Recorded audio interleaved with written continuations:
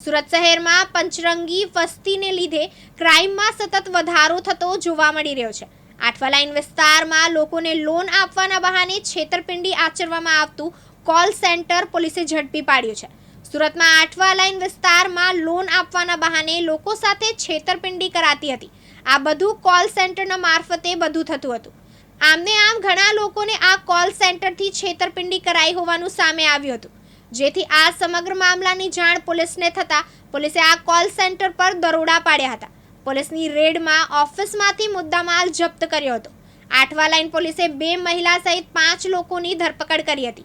Call સેન્ટરમાં દરોડા दरमियान 4 लैपटॉप અને 13 मोबाइल कब्जे लीधा था। अठवा पुलिस स्टेशन विस्तार में अठवा पुलिस स्टेशन के सर्विलेंस स्टाफ को इन्फॉर्मेशन मिला कि वनिता विश्राम के सामने महर पार्क के बी विंग है, उसमें 405 और 406 नंबर के ऑफिस है, उसमें गैरकायदेसर कॉल सेंटर चल रहा है। तो वहाँ जाके उन्होंने तपास किया तो वहाँ पे 5-6 लोग मिले जो कॉल सेंटर तरीके काम कर रहे थे। आरंभिक पूछताछ में उन्होंने बताया कि हम एक कंपनी के लिए कॉल सेंटर की सेवाएं दे रहे हैं, पर थोड़ा डिटेल में पूछताछ किया गया तो उन्होंने अपना जो एमओ है वो इस तरह से बताया कि उन्होंने एक रंगा रेड्डी नाम से एक फेसबुक आईडी बना रखी है। उस आईडी पे वो लोग एडवर्टाइजमेंट करते हैं कि किसी को भी पर्सनल, बिजनेस, एजुकेशन इस तरह का लोन चाहिए तो आप हमसे संपर्क करिए। जब एक बार कोई भी आदमी उनसे संपर्क कर लेता है तो उसका नंबर वो इन कॉल सेंटर में, एक आदमी है जो फेसबुक को मेंटेन करता है, बाकी आदमी है जो कॉल करते हैं, उनमें 2 लड़कियां हैं, बाकी लड़के हैं, तो उन लड़कियों को दे देते हैं। उनके पास में 13 मोबाइल थे। उन मोबाइल नंबर से फिर वो व्हाट्सएप पे और नॉर्मल कॉल से कंटिन्यू जो आदमी इंक्वायरी करता था उससे बातचीत करते थे। और प्रोसेसिंग फ़ीस के नाम पे ये लोग 10,000 से 12,000 रुपये अपने अकाउंट में उनसे डलवा लेते थे। कुछ केसेस में उनका कहना है कि हम लोग जो अकाउंट होल्डर है उसकी सारी अकाउंट की डिटेल है वो हम लोग ले लेते थे और बाद में उसका अकाउंट भी हम ही लोग ऑपरेट करते थे। तो उसकी भी हम लोग अभी तपास कर रहे हैं कि कितने अकाउंट इस तरह से उन्होंने अपने कब्जे में लिए हैं। उनके पास में 4 लैपटॉप मिले हैं जिनमें करीब 300 से ज़्यादा ऐसे लोगों का लिस्ट है जिनसे इन्होंने पैसा ले लिया है। कुछ लोग ऐसे हैं जिन्होंने इनको अप्रोच किया, जिनसे बात हुई लेकिन पैसा नहीं लिया, लेकिन पिछले 2-3 महीने में उन्होंने 300 से ज़्यादा लोगों से पैसा ले लिया है। और टोटल जो अमाउंट है वो करीब 45 लाख के आसपास का है जो इन्होंने चीटिंग कर लिया है।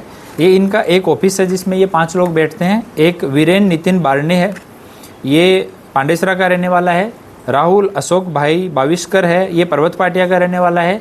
आशीष संतोष पाल है, ये गोडादरा का रहने वाला है।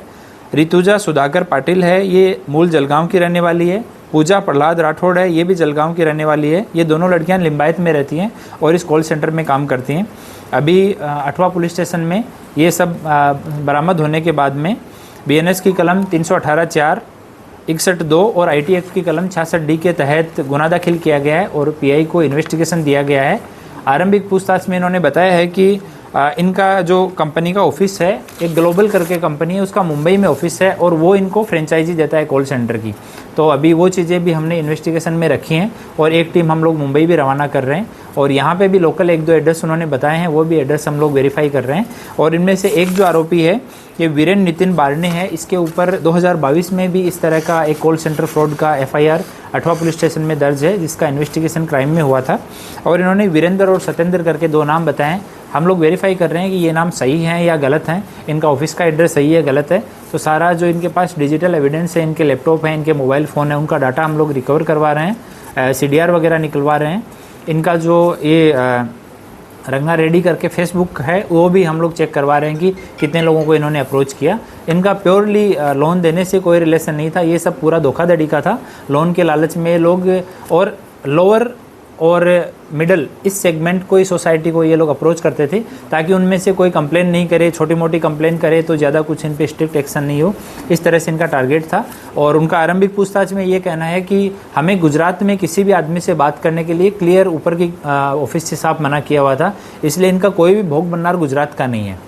तो हमने कल भी जब हमने वहाँ पे हमारी टीम गई उसके बाद में भी हम लोगों ने ट्राई किया कि कोई भोग बननार सामने आए और उसकी फरियाद लें, पर ऐसा नहीं हो पाया। भोग बननार जिससे भी हमने बात की ज़्यादातर उनमें से यूपी, बिहार, महाराष्ट्र, दिल्ली, राजस्थान इन राज्यों से हैं। तो अभी हम भोग बननार जो है उनके कंटिन्यू टच में है, उनके साथ बात करेंगे और अभी सरकार तरफ पुलिस की तरफ से फरियाद दाखिल करके इन्वेस्टिगेशन शुरू किया गया है। साबिर सैयद, दिव्यांग न्यूज़, सूरत।